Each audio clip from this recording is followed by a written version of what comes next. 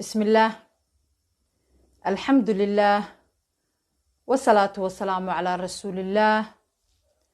السلام عليكم ورحمة الله وبركاته دمان أصحابتي قالقة ومديد الصوماليات إيقال حريرتا برتان أن يوتيوب ككل يهي شكر موسى تالنتي جنل مركلة يوالاشين شكر دقن oo idin wada barnaamij cusub kulanti wanaagsan dhammaantiinba walaalayaal Soomaali weyn asxaabtayda qaaliga ah waxaan rabaa inaan barnaamijkan uga hadalno xaaladda adag ee adduunku ku jiro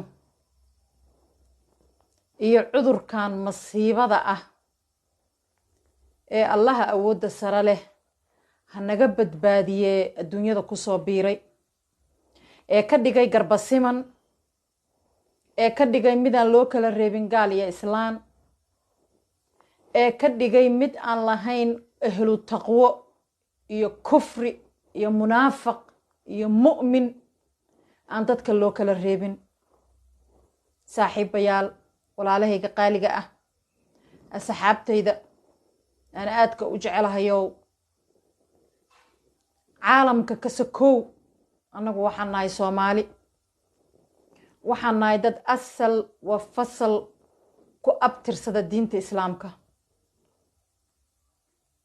inkastoo dunuubo fara badan dalkeeni ka dhaceen welina ay dhacayaan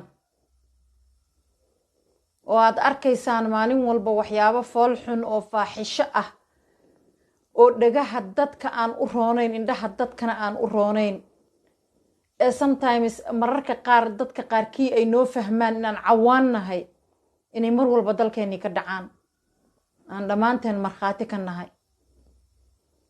30 sanadood inaan rafaad iyo hoog iyo qax iyo ba iyo isdil iyo isdhac iyo iskufsi aan ku soo jirnay welina qaarkeen aanu garaadkoodu ka korin dhibaatayntii dadka Soomaaliyeed oo aad arkaysaan mar walba inay iska soo daba dhacayso dhibaatooyinka iyo faaxishooyinka dalka ka jira iyo dilka macna darrada ah ee lagu banaystay dhiigga dadka islaamka ah waad la socotaan walaalayaal gabdho yaryar oo sabi ah inay ugu dambeeyeen dhibaatooyinkii loo geystay dadka masaakiinta birimageydada ah caruur yaryar 2 jir 3 jir 4 jir inin weyn ku makruursado kufsanaayo waxaas kufsi lama dhihi karo waxaas kufsi lama dhihi karo kufsi waxa lagu magacaabi karaa dad waaweyn isla siman wiil iyo gabar nin iyo naaga oo ninkaasi uu gabadhaas ku xadgudbo kufsada ayaa kufsi la dhihi karaa tani magac kale in loo helo waayo kufsi ma aha xaaladdu kufsi ka weyn dhibaato adag ayaa jirta ood ogtihiin oon meel kooban kaliya aan ka jirin ee Soomaalidoo dhan gaarsiisan dadku markuu dambaabo waxa fiican inuu Ilaahay abuurtay u soo noqdo oo dambi dhaaf weydiisto dambigeena kii waalidkeen ba Allah dhaafo balse xaaladan adag ee haatan adduunyadu ku jirto dad mufsidiin ah iyo kuwa kufaar ah ee Allah ka furtay iyo munaafiqiin dambiyada ay daafaha caalamka ku galeen ayay u eg tahay Allah naga garanaya in masiibo rabbaanihi ay ku timiday intaan xaq alla caraka imaanin oo aan masiibo rabbaaniye imaanin ayaana dadku ay fiican tahay inay toobad keenaan ay Allahi abuurto u noqdaan haatee dad fiican oo badanna waa jiraan oo muslimiin khaalis ah oo munaafiqiin muslimiinta ku dhex jirta ahayn waxaan rabaa inaan maanta ku tutuunsado ama aan barnaamijkaygan ku soo qaado sidaan wada ognahaba caalamkoo dhan ayuu cudurkaani saameeyey khaasatan dalkeennii hooyo ee Soomaaliya xaalad adag ayaa ka jirta cidii isdiidsiinaysa cidii ismoodsiinaysa cidii siyaasada iyo meelo kale la galaysa ee wax kale ku dabaqaysa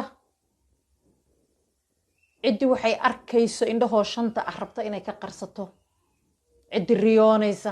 iyo cidii dhab u fahamtaba xaalad adag ayuu maanta dalku ku sugan yahay dhan kasta ayadoo xaalada adag ay ka jireen ayaa maxay ahaydey cudurkaani yahay xaaladda ugu adag ee maanta dalka ka jirta dad badan ayaa dhayalsaday gudaha Soomaaliya jooga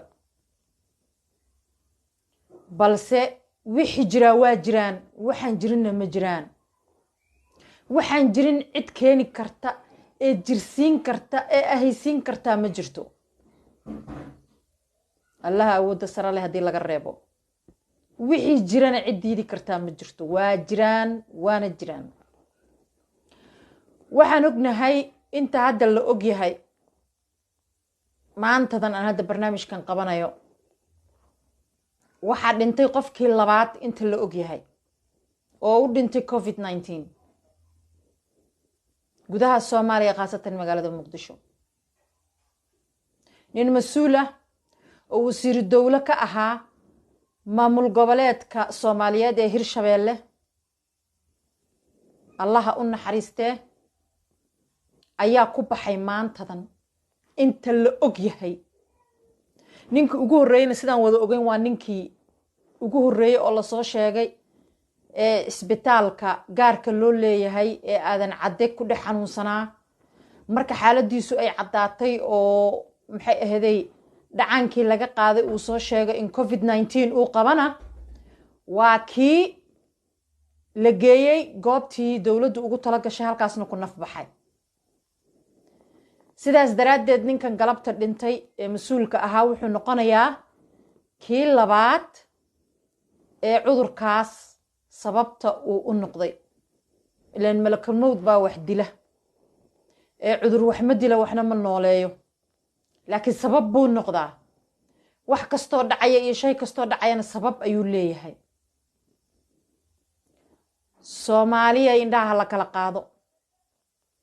dalku waa dalkeeni dadkuna waa dadkeeni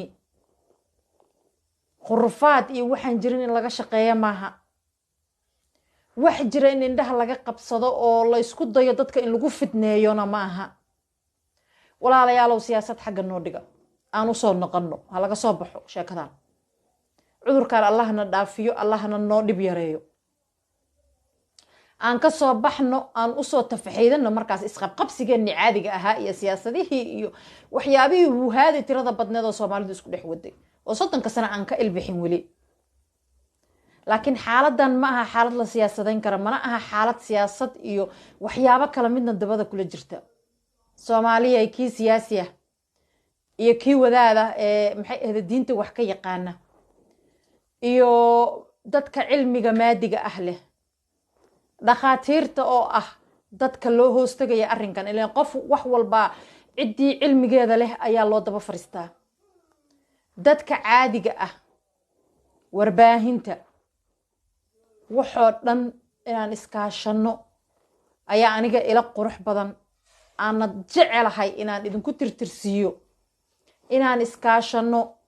oon isu kaashano inaan ka hortagno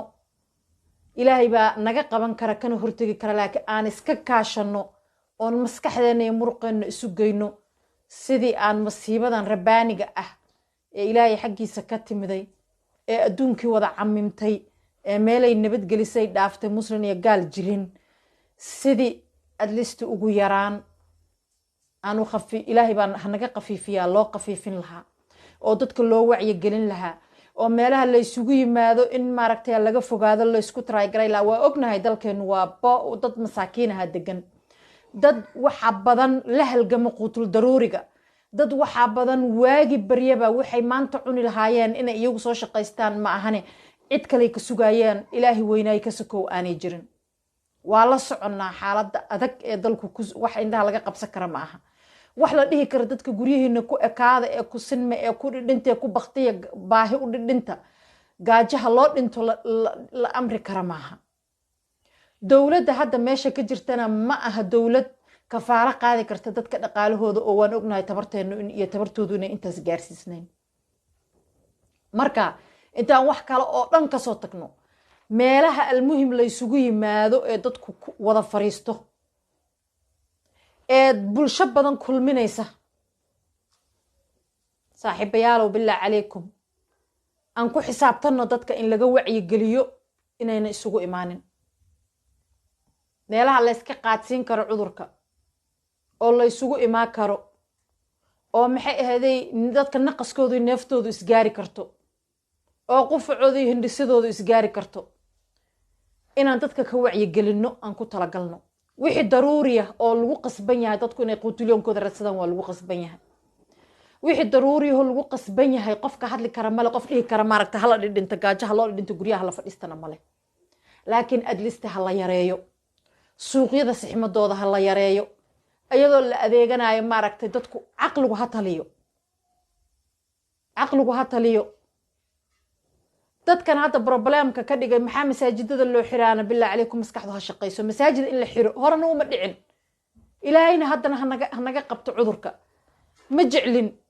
mana la jeclaa karo ma fahamteen laakiin waxaad ogaataan xaramaynu sharifayna la xiray intaan soo noolaa aniga dad iga waaweynna waa jiraan dad iga yaryarna waa badan yihiin kuwa ilaaga egna waa nool yihiin laakiin intaan soo noolaa mana arkin taariikhdana kuma maqlin waqti la xiray xaramaynu sharifayn oo heerka maanta ay gaareen la gaaray wallaahi hore uma arkin ciddii aragtana ha ila soo wadaagto ama maqashay marka xaaladda adag ee adduunku wada galay annagu adduunkaa ka mid nahay kama gidisnin kamana baxsanin dunidu siday u dhaqantay iyo sida dadka ilaa iyo Masar baa laga fadwooday sida maqalka ku qabo oo la yiri marka naf bini aadan in la badbaadiyo la rabo wixii naf u go'ayso dhan waa in laga fogaado ay u go'i karto macnaha waa in laga fogaado marka walaalayaalow diintu waa hal dadkuna waa wada islaam inta islaamka ah yaana si kala loo kala fasirin yaan siyaasada lagu dabaqaya wixii dadka in lagu badbaadiyo ay banaan tahay aan diintu ma aha cusur ee waa yusur yaan la adkaynin xaaladda adag sida looga bixi lahaa looga badbaadi lahaa falankeeda aan wada galno Soomaaliyeed aan wada galno inta diinta maaragtay nagu dhaanta iyo inta cilmi maadiye leh iyo inta dhaqaatiir ah iyo inta maaragtay dalkan ha loo kaco waxaan maqalka ku hayaa markaan la xiriiray gudaha Soomaaliya dad badan inay u dhimanayaan cudurka meel ay ka diiwaan gashan yihiin iyo cid ogna ayna jirin dadkoodii guryahoodii ay ku dhimanayaan dadkoodii ay sidoodii ula noolaayeen meydka sidii caadiga ahayd loo dhaqaayo meydkii la dhaqo waa waajib laakiin qofku markuu cudur faafaayo maxay ahayd u dhintay waa in taxadir la sameeyaa waa in dadku la nool yahay taxadir sameeyaan waa in maaragtay wax dhinac walba laga taxadiraa si dadka nool loo safe garay oo ilaahay baas maxay ahayd dadka beeqaamin karay waxaan u beeqaamino marka Soomaaliya indhaha la kala furo wali waa hurudnaa ayadoo dunida kala soo jeedaan anagu hurudnaa hurdada ha laga kaco ha la iswacyi geliyo cidba cid ay wax ku dhaanta ha u sheegto walaalayaal ha la kala fogaado isu soo haanyoodka iyo xabad isaarka ha la iska dhaafo gacmo iska salaanka ha la iska dhaafo salaantu waa salaanta islaamka assalaamu calaykum waraxmatullaahi wabarakaatu qofka tiri waa salaamanya intaas ka badan ma jirto waxa kale waa un jacayl badan oo anagu aan muujin jirnay walaalayaal bal inta xaaladan adag laga baxay taas diban loogu dhigo insha Allah ta'ala ilaahayna ha la kaashado diinteena macaan ha la kaashado ducooyin ha la sameeyo quraanka ha la akhristo qof walbaana ha isku safgarayo gurigiisa yaan dadku inta badan isdhex gelin meelaha populationka badan ha laga fogaado Soomaaliya taxadir badan ha la sameeyo annagoo awalba dadka adduunka ugu tirada yar ku jirna yaa oo xabaduna kala gaabisay oo qaraxna kala gaabiyay inaan hadana taxadir weyno oo cudurkaana oo malaayiin qof nagala haro ma jeclin ilaahay idinkiis ilaahayna waa ka magan galaynaa ilaahayna waa ka magan galaynaa laakiin sida hadda ku socono haddaan ku soconay howtal hamagnimada sidii bahalihi haadaha ahaaye dameer hoga la dhihi jiray aniga baadiye mana ku dhalanin mana tegin mana ka faanayo waa dhaqankayga iyo dadkayga yaa asal wa fasalna dadku waxay ka soo jeedaan baadiyaha Soomaalida marka waxa jira la yiri haada la yiraahdo dameer hogo oo markii dabka la shido xilliyada khaasatan roobku da'o markii dabka la shido intuu soo haado dabka ku wada daatay ku wada dhamaado ka leexa aan garan hadday badan yihiin waliba meesha ku badan yihiin dabka intay ku dagaan duuga ayaa laga sheekeyn jiray inaan haadahaas noqono oo dameer hogo oo kala aan noqono oo aan bahol wax aan u jeedna aan ku dhamaano anagoo howtul hamag iska dhigayno is indha tirayna dad yahow ma fiicna mana qumana bini aadan aan nahay dad nool aan nahay dad islaam aan nahay alxamdu shukru rabbil caalamiin sidaan wada ognahana haddii masiibo ilaahay ay timaado xaq alla ka timid ay timaado dunida wada saamayso ama meesha dadkaas u degan yahay ay camimto looma kala reebo dadku kana islaama kana muumina kana muslina kana gaala kana kufaara kana maxaa la dhihi jiray dhiigyacaba kana gacan ku dhiiglaa yaa looma kala saara dadka cara ilaahay الله عرض هذا النجاح يا رب العالمين مصيبة رباني هديت ما ضدك وي وضع عمرتها وين وضع عميمتها آخر أن لغو كلا بحايا كي توصنا يا كي قلدنا كي مؤمن هاي كي مسلم هاي كي قال هاي كي مشرك أها آخر لغو كلا بحا مه أدونك ضدك وسمية هدي بلاي تمادنا ضدك لما كلا الريبو سيدا أن وذا أغنى مركا ولا ليالو تحدر أن لهانو لحاج على بدن أيا ضدك كي دلكيga إيجا هيسا anaga hadda dalkan aan ku noolnahay waa dal Afrikaan asna masaakiina iska dadku iska tabaryar yahay dadkeena inuu ka siliito mahane oo maaragtay ka dhaqaala badnayn dad masaakiina oo garab rarta ah oo maanta waxay soo shaqaystaan ku nool ayaa ku nool dalkan Uganda in ku noolahay yaa haddana xukunna adag ba dawladdu kor saartay laakiin waxay nagu dhaamaan ayagu is xukumi karaan dawlad adag ba jirta waliba military aan hinna yeelaynin xukunnadii adkaa ee dadka lagu soo rogay wax badan bay ka bedeleen qaabkii uu cudurku ku socday muddo 7 ah 53 qofood la dhaafi laayay awalna waa socotay inta dadku isku dhex jiray oo gaadiidka dadweynaha la raacay oo mootooyinka yaryar dadku isla saarnaayeen oo meel walba la isku dhex jiray oo bandowgaan hadda saaran oo aan nala saarin tiradu hal ay ka soo bilaabatay oraday ku timiday 53 konton iyo maxaan dhihi lahaa iyo saddex bay orod ku timid haddana 55 qofood ayaa tiradu ku istaagtay muddo 7 ah balse xukuumad adag oo dadkii oo qaylinaya lagu qasbay oo maxaan cunaynaa iyagoo ku hay lagu dirqiyay inkastoo meelaha qaar cunooyin laga qaybiyay 7ka hadda naga dhamaaday aakhirkiisa ilaa 7ka nuuraanti maxay eeday 7ka hadda naga dhamaaday dhexdiisii lagu la qaybiyay dhowr meel cuno laga qaybiyay dadkaas dhanse aan la gaarsiinin ha ahaatee xukunkaas adag kuma ayna qasaarin ilaa ay hadda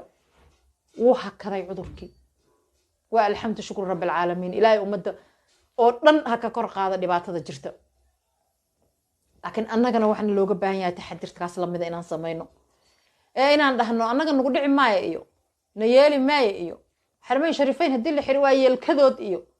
sacuudi carabiya xukuumay annaga xaan noogu daran iyo si aan social media dadka qaarkiis aan islaha waxbayba gartaan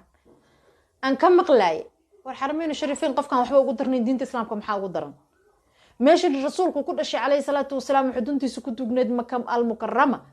iyo madiina al munawwara oo jasadkiisa ku dugnaa kacbadii adduunka meel walbood ka joogto inaad u dukato ilaahay amray xageeda oo dhinac kale u jeesanayno iyada u jeesanayso jahadaadi ay tahay qofkan wuxuu ku darnayn maxaa ugu dara diinta islaamka xabadiga ma gelin qofkii yiri xaa ka gala diinta islaamka war ilaahay laga cabsado hadalka la dhahayna loo fiirsado yaa hadalaan fiiro loo oran iyo caanan fiiqsi loo dhaminba feerahay waxyeelaan hore Soomaalidu u tiri Soomaaliyay aan taxadirno ilaahayna aan kaashano tawakkal ala Allah wa kafa billahi wakiila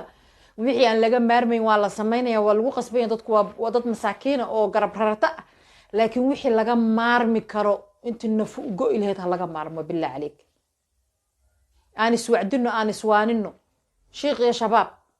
macnaha sheekh iyo dhalinyaro iyo waalid iyo wiil iyo kii tacliin maadiya bartay kii maxay ahda diiniya bartay aan dhammaanteen aan iswaanino wixii wax noo taraayana aan isku waanino waxyaabaha kale yaryar ee Soomaalidu isku haysay siyaasad iyo hebelo iyo fatuud ahayn xagga noo dhiga ala jambi noo tiiriya marka cudurkan ilaahay naga qaado aan la soo baxayna 60 ka shaati oo wadano marka barnaamijka intaasaan rabaa inaan ku soo koobo Soomaaliya ilaahay kuwi maaragtay oo cudurkaas ka najeeyo uu kay aal yareeyo oo maaragtay u dhib yareeyo Allah naga dhigo aan maaragtay wax isu sheegno dad badan baa sida gudaha Soomaaliya laga soo sheegayo u dhintay cudurkii cidna aan u diiwaan gashnay laakiin in la diiwaan galiya qasab nagu ma aha balse waxa qasab nagu ah inaan wax isu sheegno oo dadku indhaha kala furo oo waa hurudnaha aan toosno ilaahayna tawfiiqdana waafajiyo biidnillaahi kariim bishii barakaysneeda ramadaanna waana soo haysaa ilaahay sama iyo siyaadaha noogu dhaliyo kuwii laga aqbalana Allah naga dhigo inteena dhimatay Allah u naxariisto inta xanuunsanna Allah noo caafiyo inta hadda maaragtay fiyoobi iyo bad qabtana ilaahay u siyaadiyo balse Soomaaliyay taxadir oo naftiina ka taxadira biidnillaahi kariim barnaamijkeena halkaasaan rabaa inaan ku soo koobo wacyigelinta ahaa tan iyo intaan barnaamijkan mid lamid aan ku kulmi doono waxaan idinka tagayaa maxay asxaabtayda qiimaha iyo qaayaale hedow nabad iyo caano assalaamu calaykum waraxmatullaahi wabarakaatuh